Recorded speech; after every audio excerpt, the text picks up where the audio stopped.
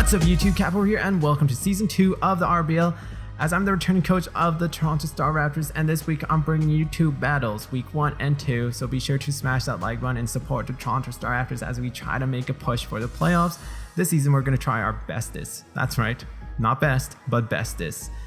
But before we go into the battle, I feel like I owe you guys an explanation why this isn't live, both of these battles. First of all, these battles were back-to-back, so literally 1 hour differential, so that was always interesting. But if you guys want to skip this, I totally understand and just get right into the battle itself. If you guys want to listen to this, thank you so much for listening. This is going a bit about my life, but I had a concussion, and when I was doing these battles back to back, it caused my head to have a big headache. That's just the symptoms of a concussion. And another symptom is, unfortunately, you get a bit nauseous. And it wasn't having a battle against another person, it was just having a battle within myself. So it was a battle within a battle, as crazy as Inception that can get. It was a really tough time. It was an interesting thing. I don't recommend it to anyone. Don't get a concussion and, you know, be like, oh hey, let's have back-to-back battles in a competition. That's superb, yay, let's have fun. I don't recommend it, not at all. But that's why I haven't been uploading live things, and I'm going to be taking a little break from doing live things for some time, just because I want to recover from that, and I slur my words, and it's just it's not a good time. But yeah, we're just gonna get right into the battle. And this is the newly formed Minneapolis Mamoswines, formerly known as the Buttville Super Butterfrees. I enjoy this name a lot more better because it's not they had a scary mascot. It was frightening to me. It was frightening. I just stared at you. But we're going to go against John. He is coach of the Minneapolis Mamoswines, and he literally just joined like 3 days ago, and he inherited this team, got rid of 6 mons, tried to put together something in time for this battle. And this is an excellent video of what not to do in the RBL in terms of my view. So be sure, oh yeah, and be sure, before we get into this, be sure to stay tuned for the messages after this battle. There's some interesting messages if you guys want to see them. I figured I'd send out my Conch Elder because whatever came in, I could knock off something. And most likely, if it was the Mega Low Plenty, I could still knock off or go for a Drain Punch. It was a good situation for me, as I decided to go for a knockoff. And then Togekiss comes in, so I'm like, all right, let's see what item this thing has. And I see that it has the King's Rock. I'm like, man, you've got some nasty intentions. If this was soccer or football for you guys and everywhere else in the part of the world that isn't Canada and the US, he would get a red card. He would just be like, you know what, you had nasty intentions. I do not appreciate that. All right, peace out, yo. Fortunately for me, I maxed in special defense, my Sylveon, and he even goes for the nasty plot. That's how bad his intentions were. King's Rock, Air Slash, nasty plot, Togekiss. Whew. I'm not gonna lie, I was a bit salty about seeing that, just because I was wondering if this had Thunder Wave, and if it did, then I'm a bit pooped, because that's not a great situation to be in, and he could possibly stall out my whole team just doing that. So I decided I have to get a Calm Mind up as soon as possible. That's my best play. That's what had to happen, and fortunately for me, I do get it up. And Sylveon's just going to start yelling all over his face because he's calm. His mind is calm, unlike mine right now, because I was salty, was frustrated seeing the Togekiss so soon. Yeah, I was not in a bueno place at this moment. Fortunately for me, he withdraws as I go for the Hyper Voice on this turn. And you know, I'm taking a decent amount of damage, but I'm like, I know what this thing wants to do. Dusclops are annoying. They're the definition of annoying, like Togekiss, and it's going to go for a Pain Split. So I figured, hey, if he doesn't go for Pain Split and I get up another Calm Mind, then I'm in a good situation. I'm in a really great situation. But he ends up going for the Pain Split and restores a decent amount of health. I lose a decent amount of health. And suddenly this game of stall is going to happen for quite some time. And I'll basically this is what it's gonna happen. I'm gonna go for Calm Mind, I'm gonna go for Wish, or Heal Bell. Those are the 3 moves I'm gonna go for. He's gonna go for Toxic or Nightshade. Those are his 2 moves that he can go for. If he gets at a low amount of health, I know he's just going to go for Pain Split, and I would not be in an ideal situation. So, in my best interest and my game-changing decision making, I decided to go for Calm Minds because I know if I'm at a certain amount of Calm Minds and the amount of health he's at, I could potentially take out this Dusclops without taking any damage, only just sacrificing a bit of PP.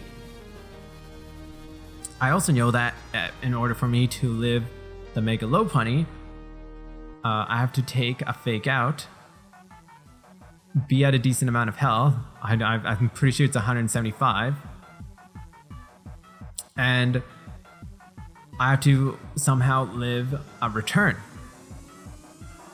That's the minimum requirement for Sylveon to do work. And at that moment, it's fine, because a +4 Sylveon will take out everything on his team, including the Propass, because the Propass cannot do enough damage on Sylveon. Even if he has Flash Cannon, it wouldn't do much. It would just take a really long time for Sylveon to knock it out, but as far as I was concerned, that's the thing I had to do, and the only thing standing in my way was this Dusclops and Mega Lopunny. So it's just gonna be this game of I need to be at about a certain health. Am I at a certain amount of health where I can be in a really good position? I decided, nope, not at that position yet. We're just gonna wait a bit. We're gonna be cool in the hood. We're gonna play it super chill. We're gonna play it super slick. Slick like Greased Lightning. John Travolta. Yeah. Super slick like that. Super slick hair. I get a scary amount of health, but fortunately for me, I do have the wish up. My wish came true. I'm happy because I wished upon a star. I'm gonna recover a bit of lefties because sometimes wishes give you a bit of that. It's just like, I forgot a bit of luck. Here you go. Here you go. And I'm gonna get poisoned once again. So at this moment, if you guys stayed tuned for the whole thing, kudos to you for staying through that. I appreciate it, and I thank you so much for it, just because it's pretty much just this. As much as I hate it, it had to be done, just because I think I was still at a decent amount of PP for Sylveon himself, or herself. Sorry, Sylveon. Sorry. And I could have gone another heal ball, but at the same time, I could have gone for a Calm Mind, and I would have been in a really, really good position. I was keeping track of how much health I lost and how much Wish and Lefties were recovering. Then I could have gone out of this situation with no Toxic, or not being poisoned, and not have taken a lot of damage. Probably like two hit points. Probably not even like nothing would have happened. Just PP a bit gone. So I think his intentions the whole time were like, so I finally decided to go for a Hyper Voice, as I realized, oh no, Dusclops is at a range where Pain Split will bring me to his range of knocking me out. So I have to take out this Dusclops while I'm poisoned, and I'm not happy about that because I'm still poisoned. I'm gonna take residual damage. And Sylveon doesn't appreciate that because at this moment, Mega Lopunny will come out, it's obvious, and I make another horrible play. It doesn't help me. It's not horrible. It just doesn't help me in any possible way because I still had my defensive wall, as he's just gonna go for a Fake Out and do a decent amount of damage on me. So at this point, Sylveon's gonna recover a bit of lefties, and I'm gonna take a lot of poison damage, as we can see over here, to a point where Sylveon is now not that helpful because I've taken way too much damage. I was just way too careless with Sylveon himself, and I have to go into Breaking Dawn. I'm like, Breaking Dawn, you can take it. That's totally fine. That does about a bit over 50%, but he goes for an Ice Punch, and I know I can take an Ice Punch. I know that for sure. But he gets the crit, and I'm like, I had to be at over 50%, and I was well over 50% to take that Ice Punch. And just to prove how monumental that was, I went for a play rough, which would have done 85 to 95%. And if I gone for Night Shard, it would have taken out the Mega Lopunny, which means the Mega Lopunny would have been gone and I would have been in a much better position in general. So I set up my Reflect, and Propass is going to set up his Stealth Rocks because I don't have any Rapid Spinner on my team anymore, as that was Donphan who got critted. Donphan getting crit was huge, because now I have to go into El Capitan because I was predicting the rocks, as I'm going to set up a Dragon Nest because I know that's the only play I have. I know this thing has Sturdy, well aware of that, but my main plan was to get this thing to a point where I could take it out with Air Slash or anything in general, as he's just gonna go for a Power Gem, which does a whole bunch of damage. I was not expecting that to do so much, and Flare Blitz will connect, and this is where I get a bit unfortunate, but it doesn't really matter at the end. It only just changes El Capitan's differential, and I will be left with 1 HP, which is incredible. That's just incredible luck because, well, I'm like, oh, Capitan, that's not too shabby, but you're still paralyzed and you're not gonna live any more hits at all. Not at all. And Zip Zap Cat Jr. will come out, go for the Volt Switch, which fortunately for me works out because I get to see who is he gonna switch into. And if he goes into his Mega Lopunny, there's no way of stopping that really. So he goes into Lola. Well, he forces me into this play, Dora the EXP, and suddenly I'm in an awkward position because I know I can take this Mega Lopunny with the Mash Punch. It's no problem. If he goes for a return, I'm going for a Drain Punch, just because I'm Guts. He can do whatever he wants. He can basically do anything. But he ends up going to Patamon, and I should have just gone for a Thunder Punch, predicting that play, because this paves way for this Patamon, this Togekiss, to nasty plot all over my face. And here's where it really bites me in the butt, where I did not prepare, because the Elitete's team had the Manaphy, the Buttville Super Butterfreeze, and that's why I had the Thunder Punch. If I had prepared a bit more and done my research,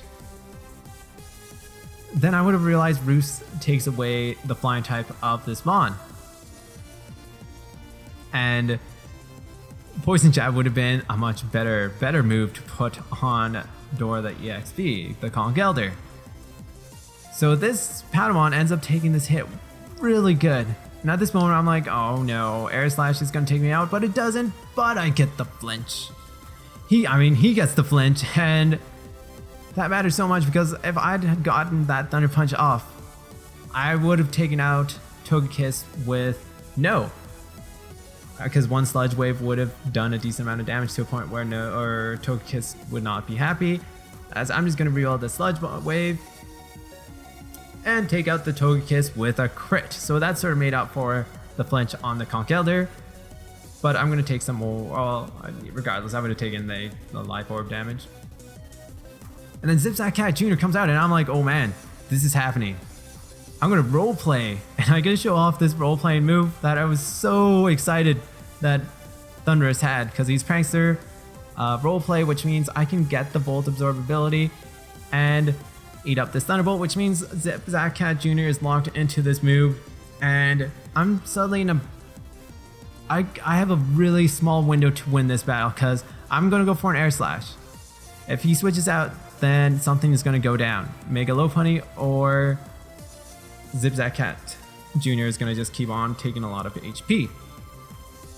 But he goes into Lola, and at this moment I should have maybe gone into Sylveon, sacked it off, and kept my Catarot around. Or if I had keeping Catarot around, then maybe I could have just gone for a Psychic and sacked off Sylveon. But this is all Theorymon right over here. This is after battle and looking back into it, as I decide to go for Reflect because I'm like, well, maybe late game it might matter. Maybe.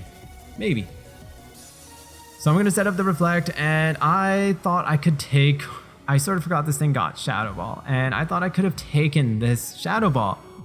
But Kakarot can't, and we'll go down to this move, so I'm suddenly in an awful position in general.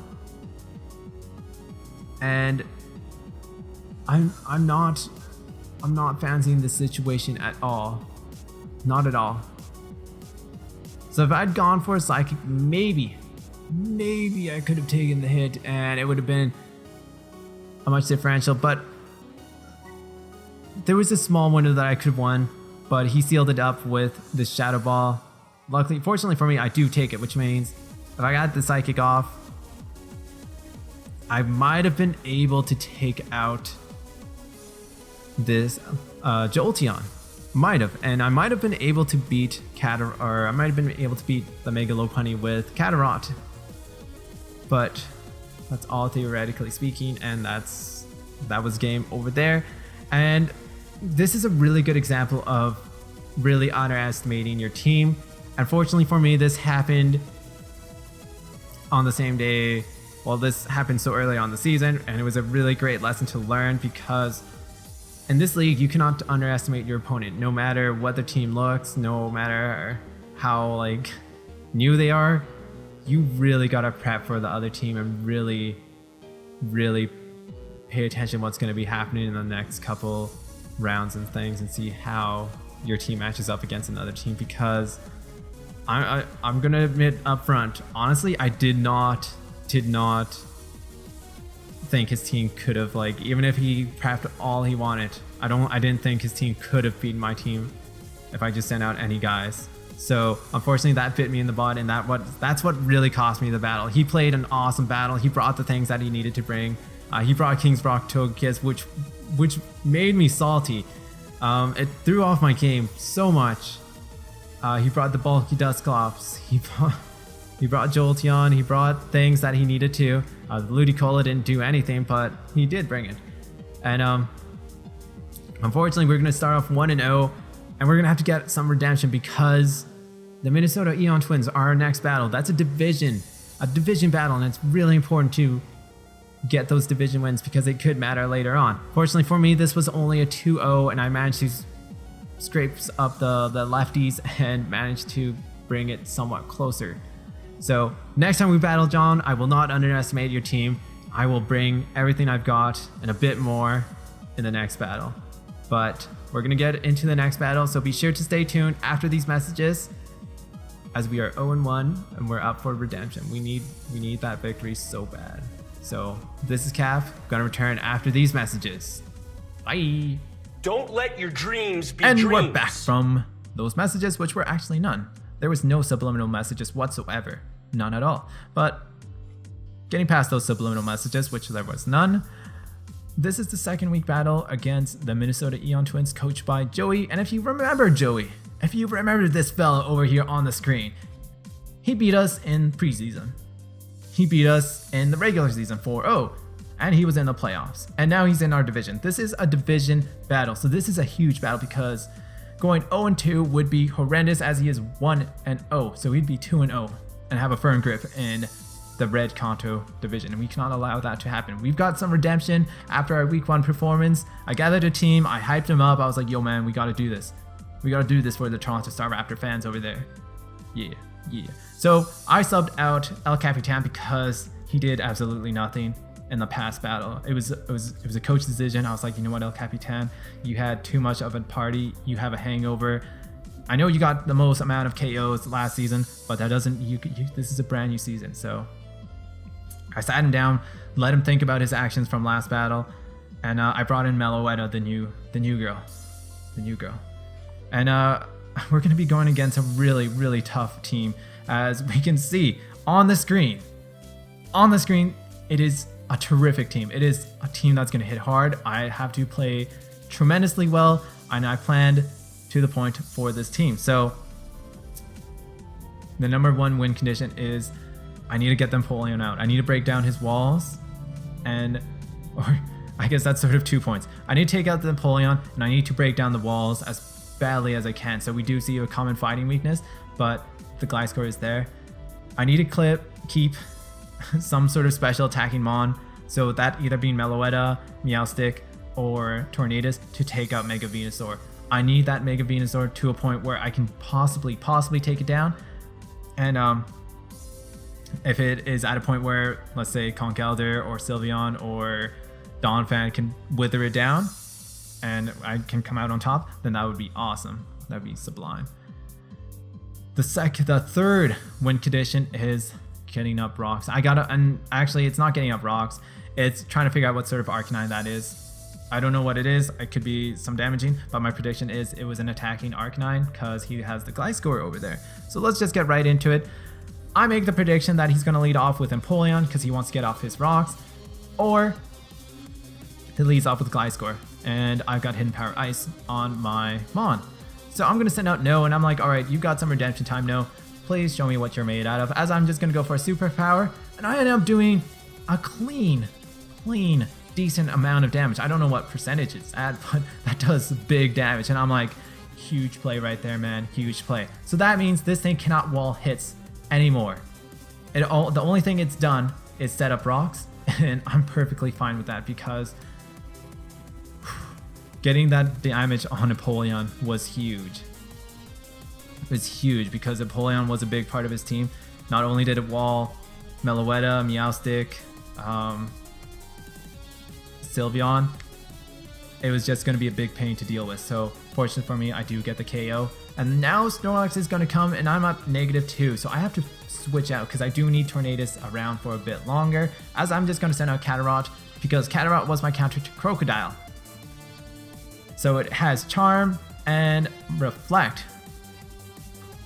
And I see this thing is going to set up a Curse, and I'm like, well, that's perfect. What sort of Snorlax is this? Last season I ran a Snorlax, so I know it does get thick fat and immunity. So if I can get this thing poisoned, that would be super. That'd be sublime. That'd be fantastic. So I'm just going to charm this thing because, you know, Meowstic is pretty charming as it is. And Snorlax is gonna have his attack partially fall. So he's gonna go for another curse, and I'm like, I'm perfectly fine with that. I'm perfectly peachy with that because all he is just gonna get defense boosts.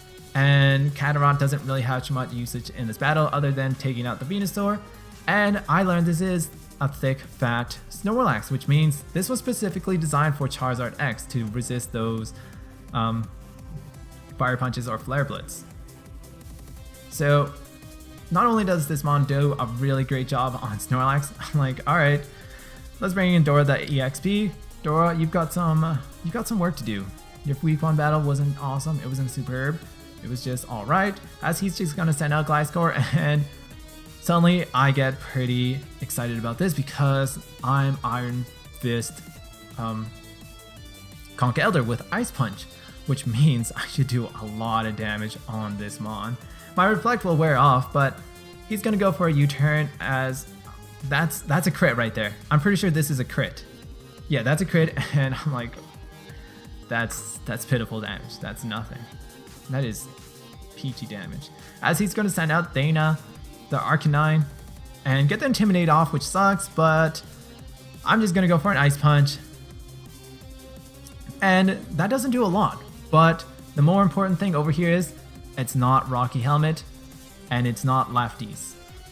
So this tells me that it's either Banded, Life Orb, or Scarfed. So I figured, hey, Catarot, you've done your job. I'm gonna have to sack you off. That sucks. And I end up learning that through Catarot, even though it goes down, is Life Orbed, as we see over here. And this thing cannot take a lot of Flare Blitz. So Breaking Dawn will come in, and I'm like, Breaking Dawn, do your thing. You can set up rocks. That'll be super. That's just a bonus because free damage is always good damage, like I always say. And this is the first appearance of Venusaur. And the first time that I'm gonna get a headache from this thing because suddenly it's not going exactly how I planned because, well, I still have Meloetta and Sylveon to take hits. So I'm just gonna switch right into Asuna, and yeah, we're gonna see what sort of damage or what sort of thing this is. And this is where I'm holding my breath because I don't know what sort of Mega Venusaur it is, and I'm screaming at this point because it's Leech Seed. It's got Giga Drain. And it's got Sludge Bomb. So this thing can destroy my team. Not only, plus it's got Thick Fat. So I figured I'd go into the safe move. I thought I had some fairy type move, but I didn't. So I ended up going for a safe Hyper Voice, and right over there, all of this damage that happens right here, I learned that this is a physically defensive Snorlax, which confirms that, yeah, he was preparing for my Mega Charizard X, because last time it does damage Mega Charizard X. So I just like to switch out because this was a no-win battle for me, as I'm just going to send out Dora the EXP once again, because this thing can take any damage, or it can take anything that Snorlax wants to do. And I'm like, whoa, what's going, why does that do so much damage? And at this point, I'm praying that I outspeed a Snorlax and I can possibly take it down. So I go for the Drain Punch, crossing my fingers because he got a crit there. But what do you know? The game pays it back and I get the crit on the Snorlax. And I restore a decent amount of HP to a point where I'm satisfied. I'm totally satisfied, as he's going to once again send out Venus. And I decided to switch out because I don't know what move is coming. I thought the Sludge Bomb was coming, and I was regretting my move over here immediately. So he goes for the Giga Drain. I easily take that. And I'm like, does this somehow work out for me? Do I come out on top? So I decide to risk it over here, and I thought in retrospect, it looks like I bait the Sludge Bomb. But Asuna will come in and easily take the Sludge Bomb because she resists Sludge Bomb. But unfortunately, I get poisoned, and I'm like, alright. Asuna has ran its course, and I no longer have two things to break this Mon. So I have to go for a safe Hyper Voice because I know it'll do damage. And it does so much damage on this Gliscor, and I'm so happy about that because now Gliscor is at range where Conkeldurr can easily take it down, and as Asuna is at range where Stealth Rocks will take it down or poison. So I have to switch out into Breaking Dawn because it's the right play to do, and Breaking Dawn has Ice Shard, which could potentially take it down. I was sort of second guessing myself over here and thinking that I made the wrong play because Poison Heal heals so much, and luckily for me he withdraws because that was a really bad play on my part. And he's just going to send out Venus, as I'm just going to go for an Ice Shard, as you can see over here. A crazy play would have if I predicted the switch, but I go for the Ice Shard and it does not a lot of damage, but it does something. I have the free switch in, so I'm going to suffer rock damage. And I'm gonna be not letting this thing take a Giga Drain or Sludge Bomb, so that Death Fodder really came in handy. And I'm gonna bring in No, because I know Hurricane will take out almost everything on his team, because nothing wants to take a Hurricane, absolutely nothing. And we're gonna see over here that Tornadus is gonna put in some fine work. Gets the most useless crit. It's absolutely useless, but regardless, it's a crit. It takes out something, and Dana's gonna come in once more, and I'm like, all right, Dana, I see you, big dog. So at this point, I know he's not Scarfed, and No simply outspeeds Arcanine, so I know he has to go for an Extreme Speed because that's a safe play to do. That's the right play to do. So I switch out into Breaking Dawn, and I figured, hey, I could take this, but he gets a crit, and that does a lot of damage on me. But I'm still at a range where I can live a Flare Blitz after the lefty, so that's totally fine. I'm okay with this, as I'm just gonna go for an Ice Shard, get some free damage off because I thought I think at this time I thought I might go down, but what do you know? Flare Blitz comes along and burns me. That's 2 Flare Blitz burns that we've seen in week 1 and week 2. 1 for the Toronto Staraptors and 1 against them. It was a bit, So that means Breaking Dawn is officially useless. Only can be used as Death Water. Fortunately for me, he lives on 3. And I can get an Ice Shard off, and he doesn't recover a lot of HP from Giga Drain. So I have to go for an Ice Shard because he outspeeds me, because Breaking Dawn is slow as Himon can be. I get a crit there. Once again, another pointless crit, because that does absolutely nothing. And I think he probably restores HP from the crit. So yeah, that was awkward. Way to go, Breaking Dawn. Way to go. You set up the rocks. And at this point, I'm like, all right, No's going to appear once more. And he's going to be forced to withdraw because that's what he has to do. As Fusion Dragon's going to come out once more. And I'm just going to go for a Hurricane over here. So we're going to see over here that the Hurricane does a decent amount of damage, but I do get the confusion. And the only way that I can win this battle, for guaranteed, I'm pretty sure it was the only way, was if he hit himself in confusion, which happens. And I go for the save play over here. I actually end up going for Hidden Power Ice because it's 100% to hit. And if I so happen to live an attack, then I would be in a good position. Probably wasn't. So now I have to hope I hit another Hurricane, which happens. And I'm like, thank God. And we get our first victory against a really good opponent. We go 3-0 and No lives with 3 HP. I'm like, yes, that is the 3-0 that we needed. Because now we are 1+1 on differential. And I believe Joey is 0, which means we are first place in the Kanto conference, in the Kanto division. And we redeemed ourselves after that battle. And it was a really, really hard battle. But I figured, hey, Joey and a lot of these teams, if they know a thing or two about me, they know that I drafted the Mega Charizard X, and that's one of my favorite things to use in this format. So we can see, I knew going into the battle that he probably prepped for Charizard X like no mañana, which, as you can tell, he did. But I did know that a lot of his mons that would counter Mega Charizard X would have been coming along. The only thing I didn't really predict for was Snorlax. I figured the Crocodile or Hydreigon would come in. One of those two things, but I figured the Gliscor, Mega Venusaur, Arcanine, and Napoleon.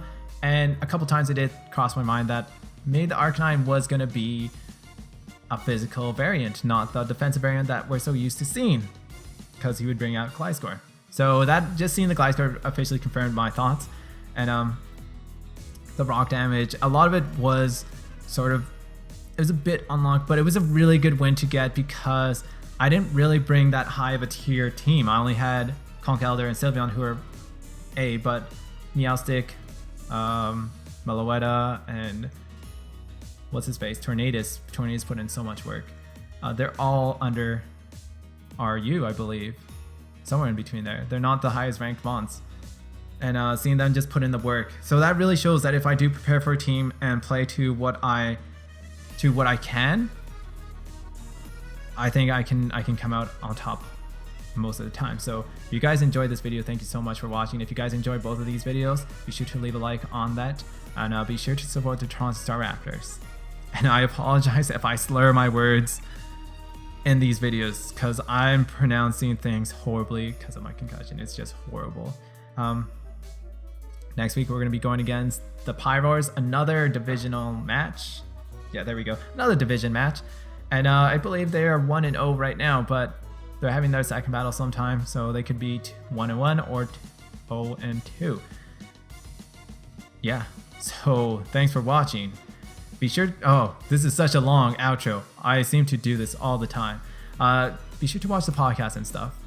I'm joined with Samararo and myself, and sometimes we'll have guests. Sometimes. So, anywho, I'm gonna get going. My head hurts, and I feel like I'm gonna throw up too. So, thanks for joining us today, and this is Cap signing off. We are 1-1.